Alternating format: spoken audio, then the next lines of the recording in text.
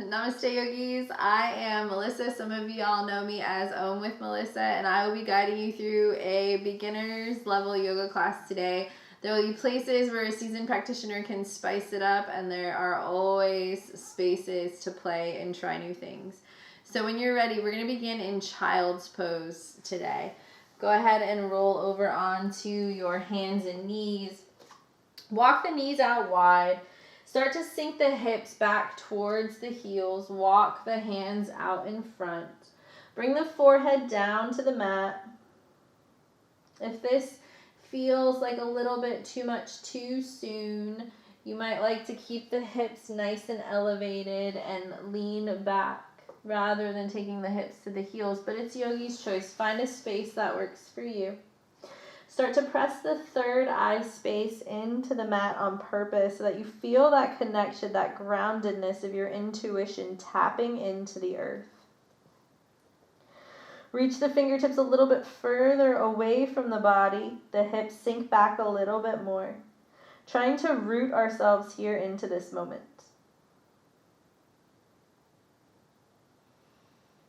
It's so easy to get disconnected from our roots, from our foundation in our everyday lives.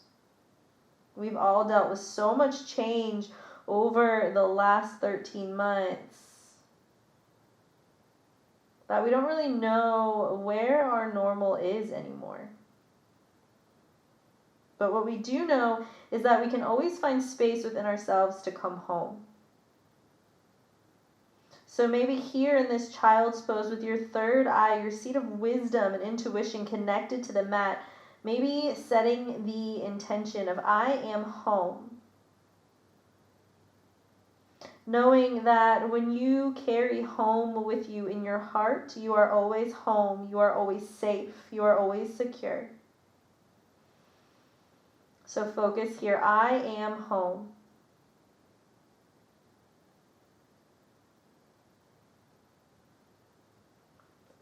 With that firmly in your mind's eye, start to press energy into your hands, into your forearms. Lift up onto your forearms. Walk your knees under your hips. And gently rock forward and back. So maybe all the way to tap. Maybe just gentle. Starting to warm up the hips here, finding some space. Eventually rise onto the palms so that we're in table. Walk the hands underneath the shoulders. Knees underneath the hips, eyes of the elbows facing one another, soft bend in the elbows, and start to roll forward and back. Maybe taking it over the wrist to get a bit of a wrist stretch. Maybe taking it all the way back to the heels. Let's go ahead and tuck our toes and take that into the arches of the feet. Avoid that if you have plantar fasciitis. You don't want to irritate anything at the start of class. And just rock forward and back. Untuck the toes, place the tops of the feet on the mat, roll the fingertips around towards the outside edges of the mat, fingertips point back towards the knees, and we'll just rock gentle, much smaller rocks than we were taking before, just waking up the forearms, the wrists, the palms.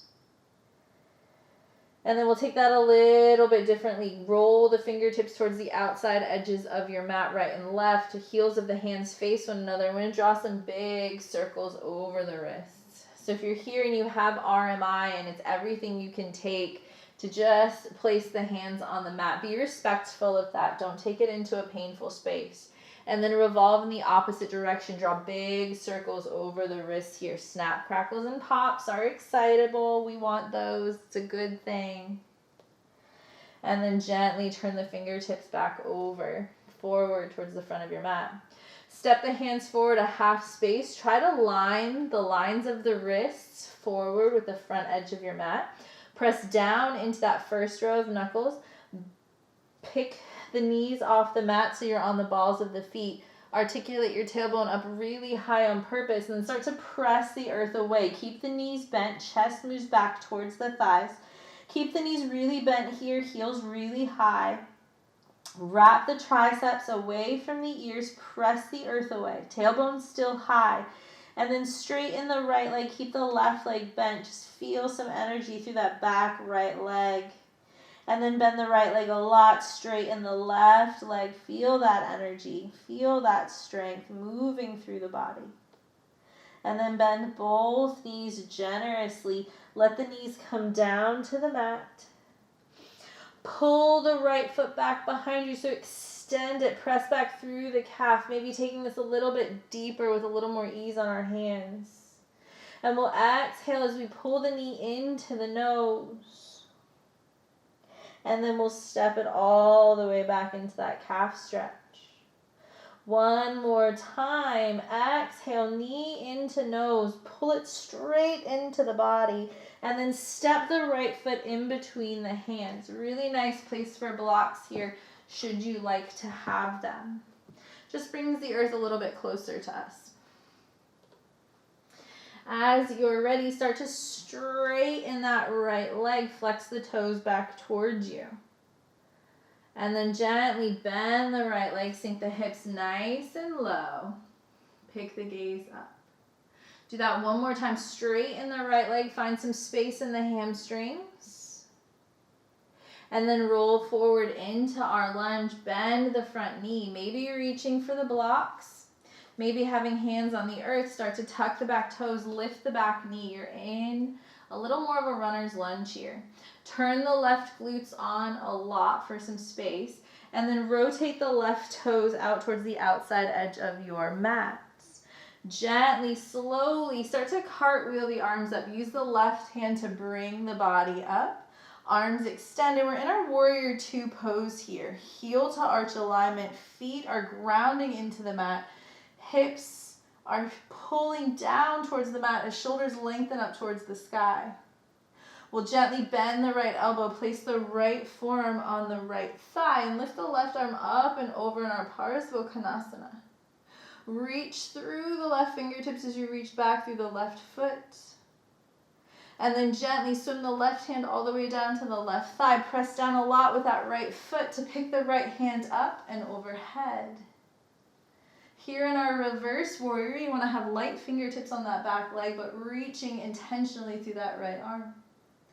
Gently back into our warrior two. Feeling our arms parallel to the mat, feet grounding down. We'll pull hands into heart center. Straighten that right leg. Turn your toes to face the long edge of the mat so they're in line, parallel with the left. And slowly bow forward. As you bow forward, maybe taking those blocks with you again to bring the earth a little bit closer. It always feels nice to have a little extra space there. Or maybe reaching for the backs of the thighs, the backs of the calves, or maybe even shimmying the hands under the feet if you have range of motion here in your hamstrings this early on in practice. Gentle inhale, halfway lift. So what does that mean? Pull the shoulders down the back body, straighten the spine, and then exhale and fold. Gently walk the hands a little bit closer to the right leg. Take a hold of whatever you can hold on to, toes, calves, thighs, and bring the chest a little bit closer to that leg. Soften the hands down onto the earth. Start to pivot the toes, both sets towards the front of your mat. Bend the right knee, place the left knee on the mat, and step the right foot back with the left. Gently sway the hips one side and then the other, just releasing a little bit through the body. And then firm the hands into the mat. Extend the left leg back behind you. Ball of the foot presses as you press back through the heel. Ground down through the hands. Use an exhale to pull the left knee into the nose. Squeeze it in, hug it in. And then big inhale, extends it back behind you. Press through the ball of the foot. Really press the earth away. Try to call the belly up and in so that we're not too much into a back bend here, but we're trying to remain neutral. And then exhale, knee to nose, pull it in. Step your left foot in between your hands, or you can always reach back and bring it with you. That's always helpful when you're starting practice. And gently start to bend and straighten that front leg. So maybe you use the blocks for a little bit of balance. You straighten and bend One more time, straighten and bend. Staying this time in our lunge, sinking our hips nice and low, bringing our gaze forward, finding some space in the heart, space in the hips. And then bringing our gaze back down just to the front edge of our mat, tucking our back toes and lifting our back knee into our lunge. Gentle squeeze here of the inner thighs. Now we're in more of that runner's lunge. We're going to turn the right toes off towards the right edge of our mat. Swing the right arm up, forward, and back as we revolve open into our warrior two. See if you can push the right hip down, turn the glutes on, reach through the fingers, get really long through the torso. So feel like someone is picking you up through the chest. And then bend the left forearm or left elbow, place the forearm on the thigh. Right hand sweeps up and overhead, and we're trying to draw a really long line from right fingertips to right back edge of the foot. Slide the right hand down to the right thigh. Lift the left palm up towards the sky. Reach up, lift up. Keep the lunge in that front leg. It loves to fall away, but keep that nice lunge. Right hand is just gently kissing that right leg, and the left arm is up and back. Breathe. Gently back through our warrior two. Arms extend, hips lengthen, left knee moves out.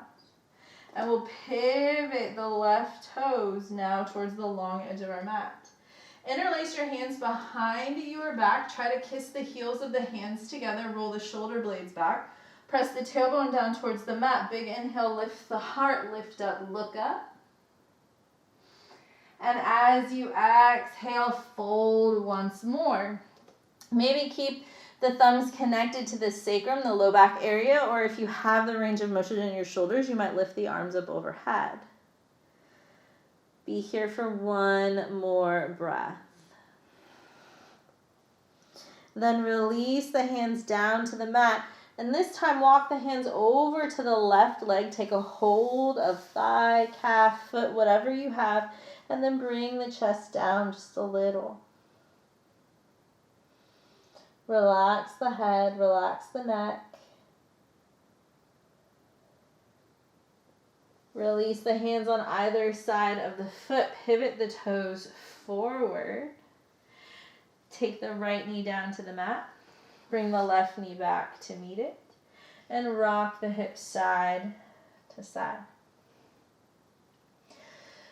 With the blocks out in front, or maybe hands onto the earth, yogi's choice, we're going to keep the hips lifted above the knees, and we're going to walk the blocks out on their lowest side towards the front edge of the mat, bringing our forehead down, taking a modified puppy pose with our hands elevated, getting a little bit deeper into the back of the shoulders. And then pressing down with all 10 toes, so feel them grounding down into the mat. Feel the forehead rooting in. And remembering I am home. This is a really intense shoulder stretch and upper back stretch for many of us. It's easy to get pulled out of the moment and feel uncomfortable, feel insecure. But here in this moment, I carry home with me. I am home. I am safe. Be here for one more big breath. And then gently release the hands from the blocks. Walk them back into the body. Step your hands just under the shoulders. We'll take cat-cow to reset. So as you inhale, drop the belly, lift the tailbone, lift the gaze. As you exhale, curl the tailbone and chin under the body. Press up to the back side of the heart. Inhale, drop the belly. Exhale, lift the heart. One more time. Inhale, drop the belly. And exhale, lift the heart. Press into the hands. Come into a neutral tabletop. So nice, firm belly. Your back is not arched in either direction, but nice and long. We'll step the right foot all the way back to the back of the mat. And then we'll bring the left foot back to meet it so that we're in plank pose. So the top side of a push-up. You might like to have your knees down. Just keep that nice firm line, belly pulling in wherever you are. Be here for one more breath. Slowly, you'll connect the knees to the mat. You'll look down in between your thumbs, bend your elbows, place your heart in between your thumbs, and then your chin connects to the mat. Press down with the balls of your feet to slither yourself forward. Lift your heart into cobra. Try to keep a nice bend in the elbows. Try not to lock them out. It takes it into the joints rather than into the body. And then gently take the chest down to the mat. Slide your blocks out of your way if you're there. And then bend your elbows. Come into our Sphinx pose. So elbows will be underneath the shoulders. Fingertips will be forward. And we'll take a moment to correct. So press each toe behind you on purpose. Lift the foot away from the mat and find some space. Dig down into the elbows. Pick your rib cage off the floor and then slide it forward, making a lot more space in the low back. Be here, grounding the hips down. Press down through the toes. Pick your heart up. And the more you pick your heart up, think about lifting it forward, pulling it out of the toes pulling out of the heart, making a lot of space in the middle back. Perfect. Gently release your forehead down to the mat. Stack your hands and rest your forehead just there. Bend both knees and let the feet rock side to side. Gently bring the feet back down to the mat. Moving back towards our Sphinx from before, but this time we're going to interlace the fingers. Have the pinky side of the hands down, elbows down. Slide the left knee out by the hip. Flex the left foot in our half frog. So here, getting into the hip. And now maybe you stay here. This might feel really good on your upper back. If you want to stay here, stay here. If you'd like to take it into a little bit of the twist, slide the left hand forward, feed the right arm underneath the left, and gently bring the chin down on the right shoulder. Feeling this a little more intensely through the deltoids. Be here for one more big breath. And then ease the right hand all the way down to the left thigh. Roll onto your right hip and come into the twist. The left hand moves back behind you. Just easing here for a breath.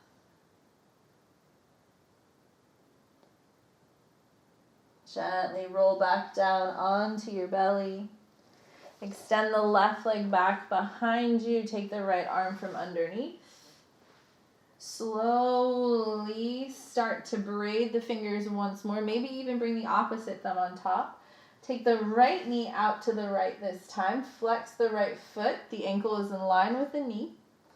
Maybe stay here. Or we can take that shoulder twist or upper back twist on the other side. Slide the right hand forward. Thread the left arm underneath and rest your chin on your shoulder.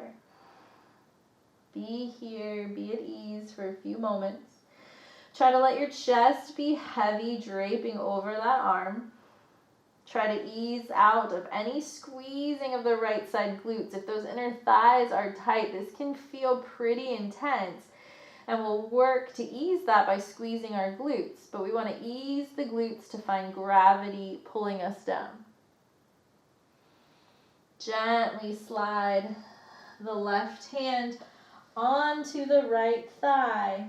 Roll on to your left side, coming into that twist. Reaching the right arm back behind you. Gentle, easy twist here. Just soften the belly, soften the face. We're almost to the end of practice, almost to our Shavasana. The ultimate home base Shavasana, the ease and stillness that comes with that peaceful lying on our backs. Almost there. Gently roll over onto your belly, extend the left leg out. Slide the hands just beneath the shoulders. Reach back through the toes. Press into the hands. Inhale into our cobra once more. Picking the heart up, reaching the toes back. And then tucking your toes, straighten your arms, reach all the way back. Child's pose from the start of class with our toes tucked. Beginning our class the same way we're moving to end it. So tapping back into that seat of intuition, tapping back into our third eye space. So much of our instincts come from this place, that gut feeling that we have. And that gets tuned out of us. We get taught as children to go with logic and to ignore those feelings. But as we move into our yoga practice, we find that the more we tap into those intuitive thoughts, the more ease we find in our lives. The more things tend to click and make sense. Gently, slowly start to roll yourself all the way out onto your belly. Rolling over onto your back. Hug your knees into your chest. Make some big circles with the knees. Going in the opposite direction for good measure. And then finally extending the legs out long. Take them as wide as the mat. Let the hands come down by your side. Take the shoulder blades in towards the spine to elevate the heart. Big inhale through the nose. Cleansing breath out the mouth. Soften the eyes. Maybe you're staring at some point on the ceiling. Maybe eyes are closed. And just tune into the idea of I am home. I am home. We can almost imagine ourselves like the tortoise, carrying its shell, its home, its safe space with it wherever it goes. And we can invoke that same feeling of intense safety inside of our bodies when we begin to trust our intuition. When we're grounded into who we truly are. Tapping into our self, that capital S self, that divine connected being. I am home within myself.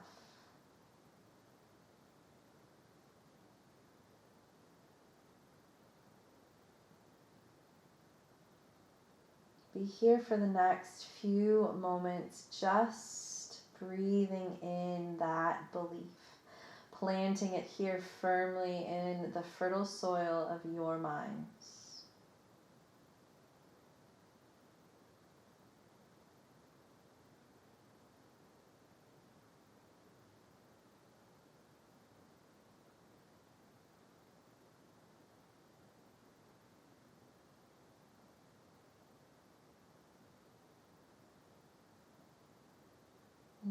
Bend your right elbow, place your right hand over your low belly, your left hand over your heart. Taking in a big inhale, filling the body, and on the exhale, soft sigh out the mouth.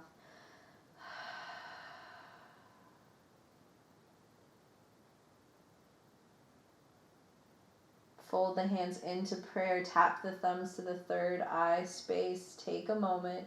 Honor the seat of wisdom. I am home.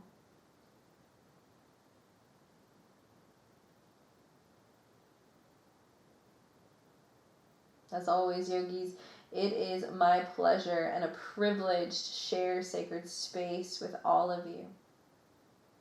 Thank you for trusting me with your practice. Namaste.